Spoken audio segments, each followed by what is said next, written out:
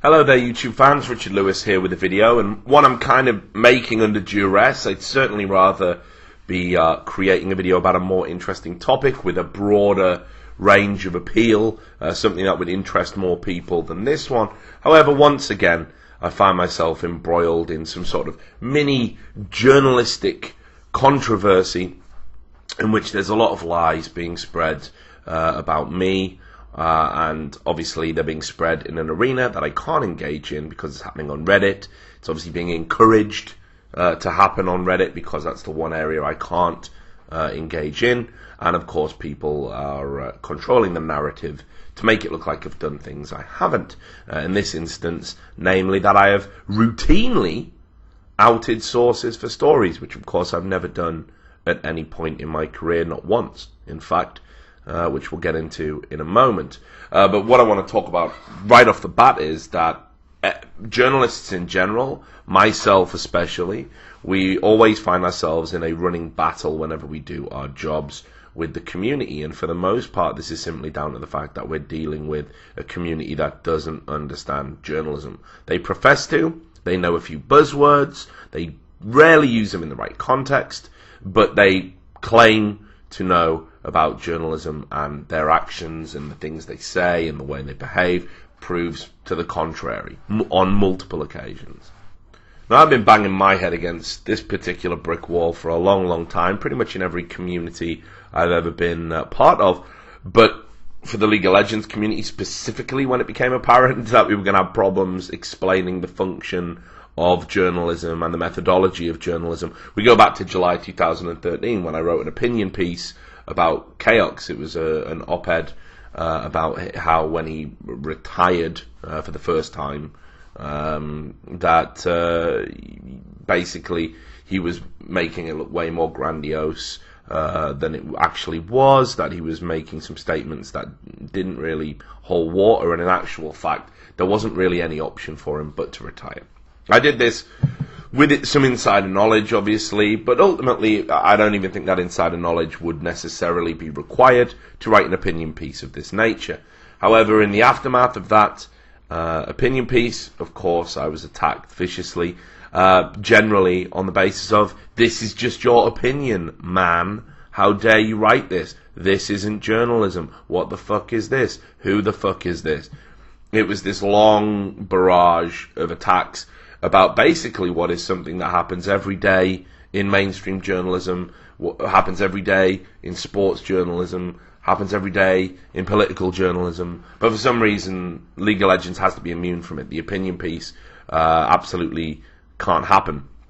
Now, I remember something very similar happening like in 2005, 2006 when I did like the first ever sort of opinion piece, opinion column surrounding Counter-Strike, and Counter-Strike Source, I should say specifically, and people got incredibly upset about it to the point where people would come up to you at events and they would want to, threaten you and attack you and blah blah blah. But I thought we kind of moved on, and that we got past that in 2013 esports would at least have an understanding of how journalism works in general. Well, apparently not. So I created a thread, which you'll see on your screens now, which was basically to explain what an opinion piece was, what an editorial is, how it works, why it is journalism, and why you are going to see more of these pieces in future from me, from other writers. Now, keep in mind the amount of journalists that said to me they'd wanted to write opinion pieces about things, but they didn't have the balls. They simply didn't feel they could get away with it, that the community would just go too nuts on them, and they wouldn't be able to cope with that. So I had a lot of journalists thanking me for being like, okay, you're championing what we want to do, and you're taking all of this shit, but now it kind of looks like actually it's not that bad. It is tolerable. You seem to be coping. You're not jumping off a bridge. So we're going to write more opinion pieces, and indeed more and more opinion pieces started to proliferate. And I'm not going to take all the credit for that. As I said, there was obviously journalists that wanted to do this, but the point is that not many people were willing to publish them, and I think we've moved on from that. However, we still go through the same old fucking rigmarole. Now, the next thing, of course, is because everybody in the League of Legends community is an expert in journalism, the next thing is sources. And this is what I find myself accused of this time, that I have supposedly routinely outed private and confidential sources into the public domain. Now, there's absolutely nothing to substantiate this. I would absolutely love to know if there's any evidence out there. If people can send it to me, I'm interested.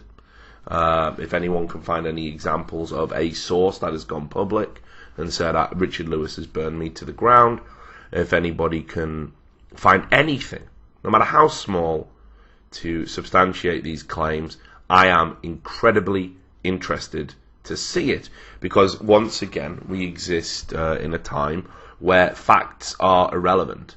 All you need to do is have enough people say something, state something, and then the echo chamber of social media will repeat it ad infinitum to the point where it becomes a fact. The actual reality has nothing to do with it. It becomes completely divorced from what people are saying. So this most recent incident pertains to the story about I Will Dominate, X-Special being benched, and I Will Dominate supposedly controlling the roster, which I reported, and so far that report has been accurate, despite once again me being attacked for it being inaccurate, a lie, made up, vindictive, spiteful, designed to get back at Team Liquid. And of course, let's be clear here, Team Liquid is an organisation that has routinely called me and other journalists liars, and yet every time they have done this, it has been proven that they themselves are the liars, and yet the community attacks the journalist, drives the journalist out of work where possible. See William Turton. They attack us, not the organisation that is lying to them, and basically manipulating them, getting them to do their work for them in a lot of ways. In fact, it makes me laugh that people are now theorising that there was some sort of red wedding. I've seen this talked about, and quite depressingly by people who should know better, that actually Team Liquid were planting false information, and that's how Jacob Wolf got caught out on the Piglet story. This is an organisation that can't even run its shit properly to the point where it can't prevent leaks. Do you honestly think they can orchestrate something this complex, this layered, this nuanced? No, you can't. They can't. It's just ridiculous that to even think that that's what's happened. What has happened is either at the very last minute, and you know they're pointing to it a week ago. I mean, so far the contract isn't public on the Piglet extension, but you know they've obviously changed their mind, or Piglet did sign an extension, but he's still going to leave the team. It just makes sense to sign it because then you protect your investment. After all, Team Liquid did invest a bunch of money in bringing Piglet over here in the first place. Just because he signed a contract extension doesn't even mean he's going to feature in the first team. I didn't see them denying any of the rest of the report, and apparently the whole notion that they've had talks with Freeze seems to be above board and legitimate. So, once again, we're attacking a journalist without really scrutinising what's going on behind the scenes. But anyway, back to my story. So I reported it. The coach for Team Liquid, Joker Steve, then implied that of course I was lying because that's part of the course for Team Liquid management, and said basically there was no way they would ever give a player control of a roster. Now, I was going to put the screenshots that had been circulating that proved this to the contrary out in public at that point, but I elected not to.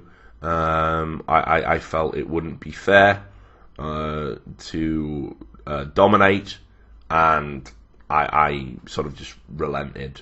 Now keep in mind as well, I've spoken with I Will Dominate about this. None of this is a problem to him, by the way, so how wonderful of the community to be outraged on his behalf. But after Team Liquid lied again, or went out of their way to try and make a journalist look bad, I've still got my doubts about the whole Piglet story. I sort of felt compelled to publish these screenshots that had come into my possession. Now, let me tell you about these screenshots. So in these screenshots, it's a conversation between I Will Dominate and up until today, an anonymous other person, and they're talking in it. I will dominate says, I have control of the roster. Step 1, we're benching it special, and then he goes on to add, I will also be. We're going to replace him with Smoothie. Now, these screenshots have been, like I said, doing the rounds. Everybody probably has seen them, and you're probably wondering, well, how's that possible? And indeed, I'm curious. Okay, but let's just get down to the brass tacks here. Okay, these screenshots are sort of out there in public. Now, neither person in the conversation sent me the screenshots, and I'll prove that to you in a moment. But let's just rewind. Okay, I've hooked your interest. Let's just rewind. Let's go for a lesson on what a source actually is, because I see this bandied around on the subreddit all the time. This is exactly what I'm talking about when I talk about people using journalistic jargon without the requisite level of training or understanding, and it's like, what Richard has burnt a source. Okay, let's analyze what a source is. So I'm just going to read you the definition of a source. It's everyone's favorite internet argument fodder, Wikipedia. In journalism, a source is a person, publication, or other record or document that gives timely information. Outside journalism, sources are sometimes known as news sources. Examples of sources include official records, publications, or broadcasts, officials in government or business, organizations or corporations, witnesses of crime, accidents, or other events, and people involved with or affected by a news event or issue. There's also a segment there about anonymous sources, various debates about whether or not you should use anonymous sources.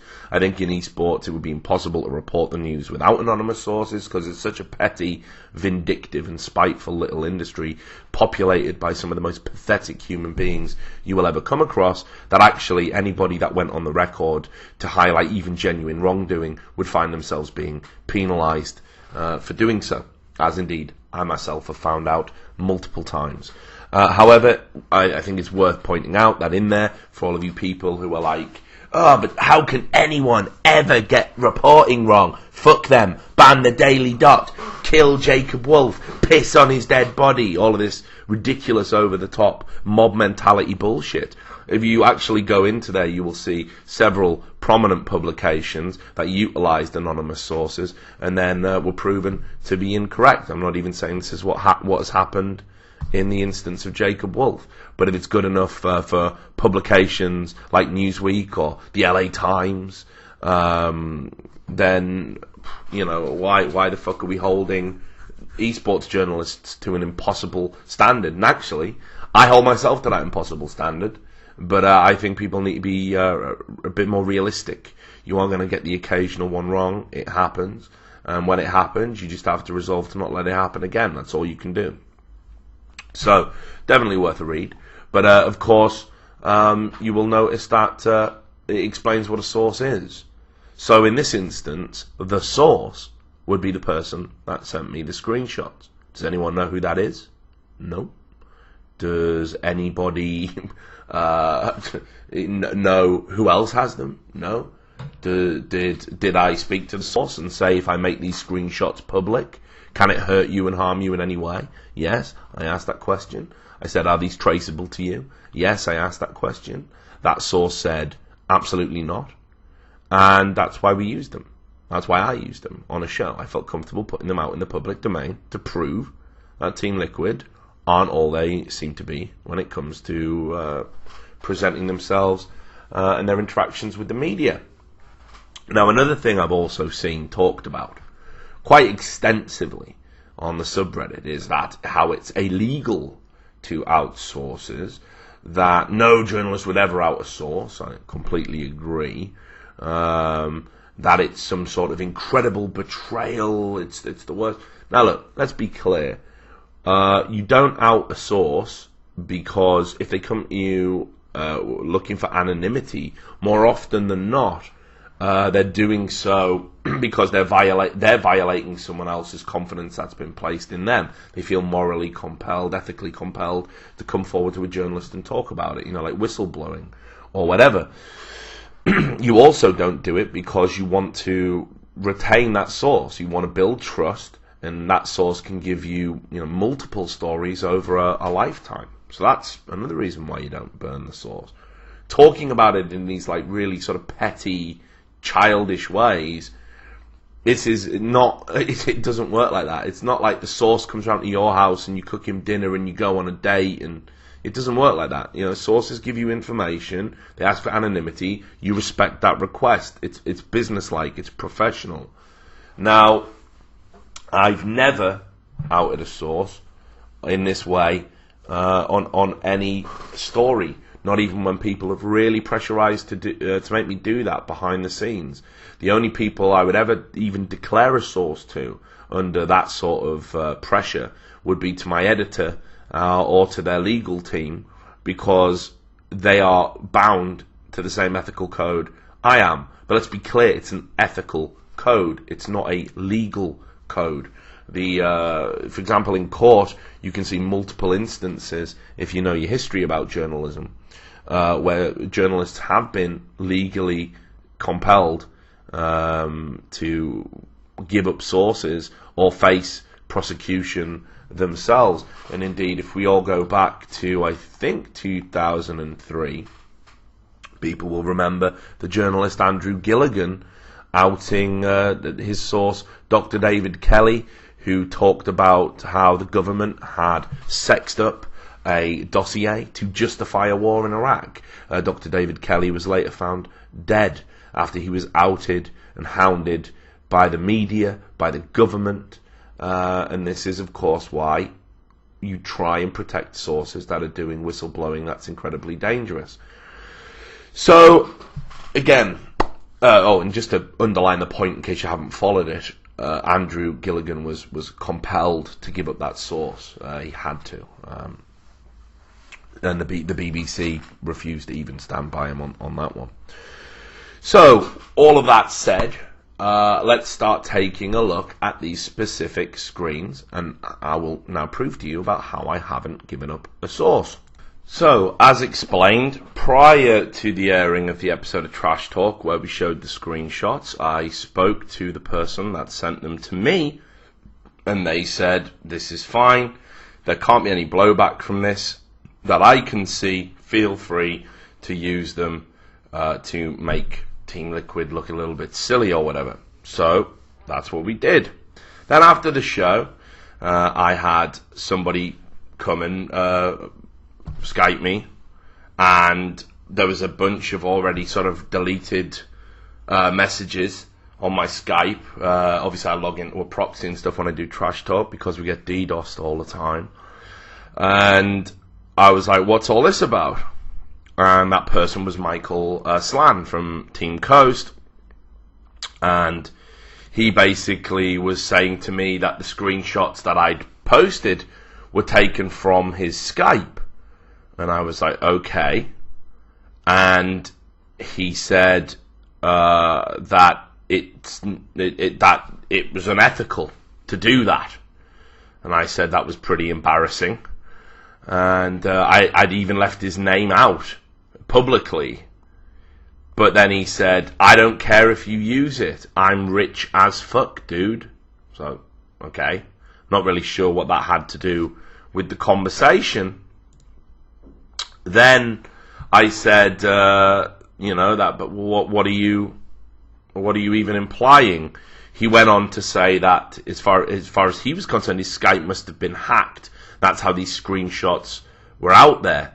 Now, I explained that the screenshots were in possession of multiple people, and the person who sent me them wasn't the person that hacked his Skype. He theorized that the person who hacked his Skype must have come from the Netherlands because the screenshots had Wonesdag or something on the top of the screen. I didn't think anything of that either, frankly. Now, he says it's an ethical concern and that it's incredibly sketch. So, he was very aggressive in pursuing this. Now, as you can see, this is the second party in the conversation, the alleged source that I gave up, and you can see that he knows absolutely nothing about it. and is being super, aggro with me about using the screens. Now, I was careful to leave his name out, quite specifically, because I didn't want to necessarily bring him into it. It's not relevant. But now with everybody saying that it's obvious that this person must be the source, let me show you that it isn't. Quite clearly, there's two explanations here. Either he did screenshot the Skype. I have no idea where the Dutch part would come from. And circulated himself, betraying his friend's trust. Maybe the hacking thing is accurate as well. I'm not necessarily inclined to believe that. Maybe his Skype is shared with employees in Coast. I don't know. But here's the point. It's not my job to know. All I have to do is verify these as genuine, and the person who sent them to me, and indeed the multiple other people that had seen them, verified them as genuine. These were sources that I had an existing relationship with. Not like I Will Dominate or Michael Slan, who aren't my sources, who I have no relationship with, per se. And I trust them, because you have to trust your sources. It's a two-way street. Now, publicly, I've had to sort of endure people saying that I've outed sources and that I do this all the time. There's no evidence, but of course I do. And this is some sort of damning evidence that I use the screenshots to prove myself right. Now, here's the flip side to this somewhat ridiculous coin that we're tossing. It's a coin made of shit, frankly. And that is that if I publish something or say something with no substantiating evidence to protect people, you don't believe it, you say I've made it up, you call me a liar. When I publish a screenshot that doesn't out a source or harm a relationship in any way, shape or form, you then call me unprofessional, accuse me of outing sources, call me a man-child, you can't cope with arguments. So there's no real way to win, ultimately. But let's just sort of even go into this a little bit further, because I don't feel this is perhaps being underlined enough.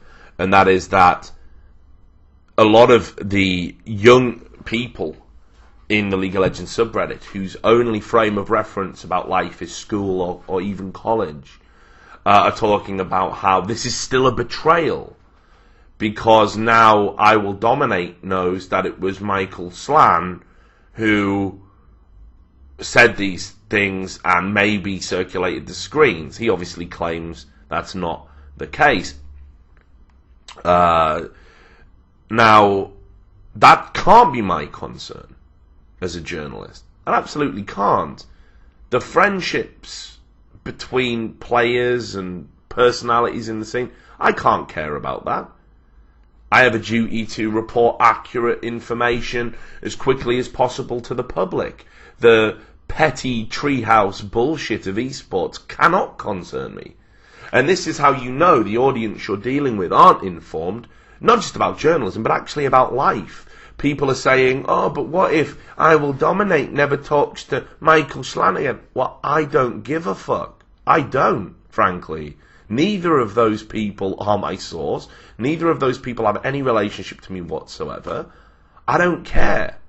I can't care. You understand that, right? That would be ridiculous if there were people out there not reporting news to stop disruption and to keep things nice and in order and let's all be friends. In fact, you have journalists like that right now, and you love them. And that's why nothing gets done. That's why no big stories break unless there's a handful of journalists breaking them. No unethical behaviour gets exposed unless it's me writing about it. That's why. You've got the scene you deserve, frankly, because your pathetic, childish views on life, and indeed you apply life lessons to journalism, which is a very specific field, that's what it leads to. This culture of silence, this fear of speaking out. You make that. You contribute to that. Now, just to add a final point, and of course, let's all take a moment to laugh at Michael Slan saying, this is me laughing at you on top of my pile of money, bro. A comment he himself realised was so embarrassing, he also removed it immediately afterwards. But let's just look at what's happening here. Now, I haven't revealed the source at all. That's now demonstrably true, right? There's the evidence, okay? And I'm sure there'll be people out there who are like, you fake these screenshots as well, just like everything else that I do. Obviously, it's all fake. But I seem to distinctly remember that there were some sort of rules about witch hunts in the League of Legends subreddit. And even though I'm not allowed to partake of the joys of the League of Legends subreddit, my content is not allowed to be posted to the League of Legends subreddit.